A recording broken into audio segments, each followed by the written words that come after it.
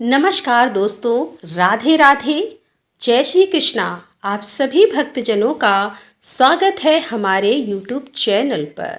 तो दोस्तों, हम श्रवण करेंगे कार्तिक मास महात्म्य का 11वां अध्याय। कार्तिक मास का आज लिखूं 11वां अध्याय। श्री हरि कृपा करें, श्रद्धा प्रेम बढ़ाए। तो चलिए इस कथा का भक्ति के साथ और श्रद्धा के साथ श्रवण करते हैं। एक बार प्रेम से बोलिए विष्णु भगवान की जय। तब उसका इस प्रकार धर्मपूर्वक राज्य करते हुए देख देवता क्षुब्ध हो गए। उन्होंने देवादिदेव शंकर का मन में स्मरण करना आरंभ किया। तब भक्तों की कामना पूर्ण करने वाले शंकर ने नारद जी को बुलाकर देव कार्य की इच्छा से उनको वहां भेजा। शंभु भक्त नारद शिव की आज्ञा से देवपुरी में गए। इंद्रादिक सभी देवता व्याकुल हो शीघ्रता से उठ नारद जी को उत्कंठा भरी दृष्टि से देखने लगे। अपने सब दुखों को कहकर उन्हें नष्ट करने की प्रार्थना की। तब नारद जी ने कहा कि मैं सब कुछ जानता हूँ, इसलिए अब मैं दैत्यराज जलंधर के पास जा रहा हूँ। ऐसा कह नारद जी देवताओं को आशासित कर जलंधर की सभा में आए। जलंधर ने नारद जी के चरणों की पूजा कर हंसते हुए कहा कि हे ब्राह्मण, कहिए आप कहाँ से आ रहे हैं, यहाँ कैसे आए हैं? मेरे योग्य जो सेवा हो उसकी आज्ञा दीजिए। नारद जी प्रसन्न होकर बोले कि हे महाबुद्धिमान जलंधर, तुम धन्य हो। मैं स्वेच्छा से कैलाश पर्वत पर गया था, जहाँ 10,000 योजनों में कल्प वृक्ष का वन है। वहाँ मैंने सैकड़ों कामधेनुओं को विचरते हुए देखा तथा यह भी देखा कि वह चिंतामणि से प्रकाशित परम दिव्य अद्भुत और सब कुछ स्वर्णमय है।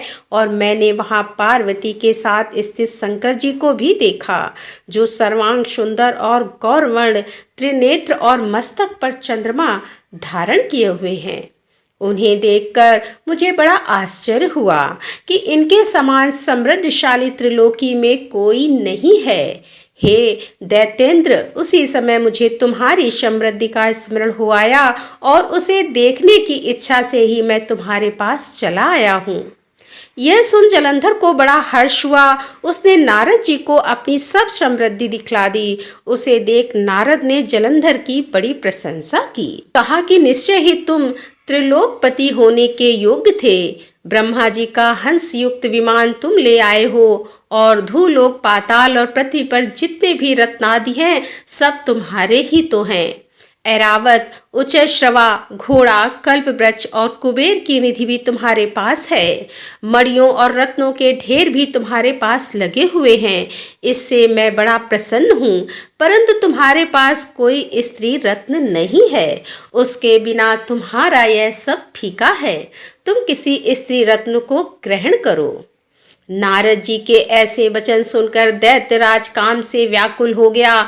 उसने नारद जी को प्रणाम कर पूछा कि ऐसी स्त्री कहाँ मिलेगी जो सब रत्नों में श्रेष्ठ हो। नारद जी ने कहा कि ऐसा रत्न तो कैलाश पर्वत में योगी शंकर के ही पास है। उनकी सर्वांग सुंदरी पत्नी देवी पार्वती बहुत ही मनोहर है। उनके समान सुंदरी मैं किसी को नहीं देखता। उनके उस रत्न की उपमा तीनों लोकों में कहीं नहीं है।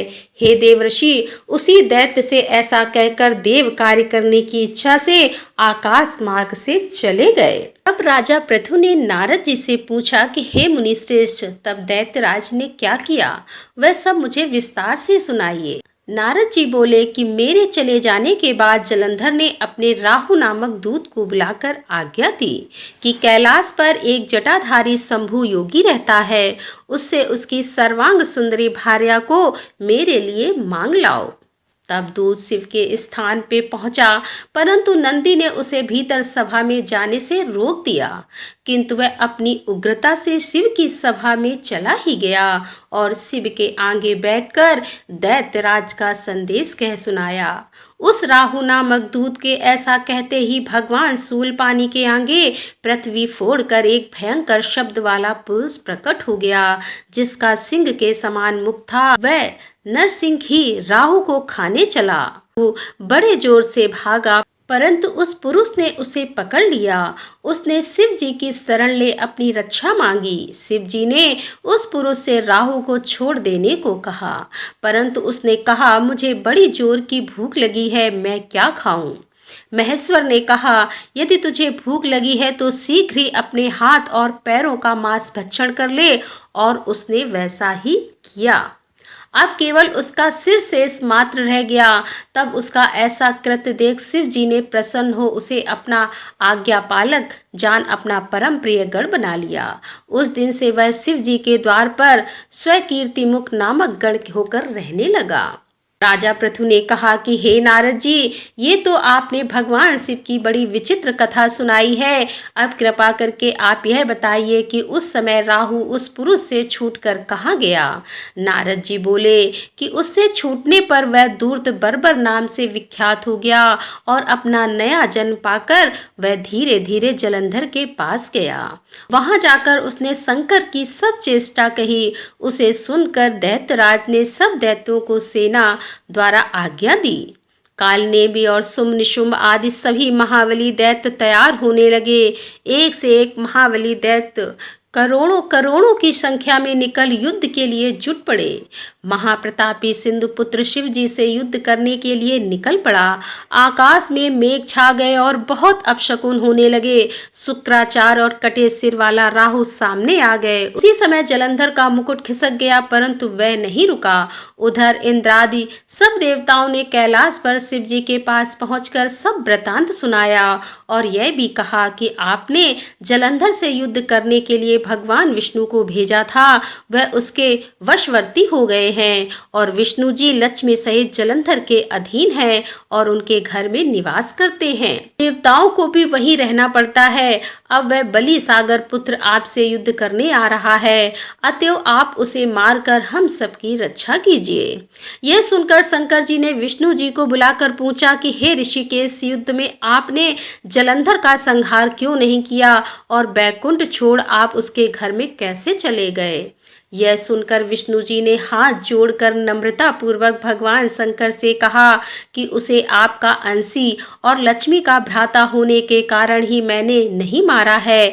यह बड़ा वीर और देवताओं से अजय है। इसी पर मुक्त होकर मैं उसके घर में निवास करने लगा हूँ। विष्णु जी के इन वचनों को सुनकर शंकर जी हंस पड़े और उन्होंने कहा कि हे विष्णु, आप यह क्यों कहते हो? मैं उस दैत्य जलंधर को अवश्य मारूंगा। अब आप सभी देवता जलंधर को मेरे द्वारा ही मारा गया जाने। सभी देवता जलंधर को मेरे द्वारा ही मारा गया जान आप अपने स्थान को जाइए। जब शंकर जी ने ऐसा कहा तो सब देवता संदेह रहित होकर अपने स्थान को चले गए। इसी समय पराक्रमी जलंधर अपनी विशाल सेना के साथ पर्वत के समीप आ कैलाश की ओर घोर सिंहनाद करने लगा और दैत्यों के नाद और कोलाहल को सुनकर शिव जी ने नंदी आदि गणों को उससे युद्ध करने की आज्ञा प्रदान की। कैलाश के समीप भीषण युद्ध होने लगा। दैत्य अनेकों प्रकार के अस्त्र शस्त्र बरसाने लगे। भेरी, मृदंग, शंख और वीरों तथा हाथी घोड़ों और रथों के शब्दों से शाब्दित हो पृथ्वी कांपने लगी। युद्ध में कटकर मरे हुए हाथी घोड़े और पैदलों का पहाड़ लग गया। रक्त मांस का कीचड़ उत्पन्न हो गया। दैत्यों के आचार्य शुक्र जी अपनी मृत संजीवनी विद्या से सब दैत्यों को जिलाने लगे। यह देखकर शिव जी के गण व्याकुल हो गए और उनके पास जाकर सारा वृतांत सुनाया।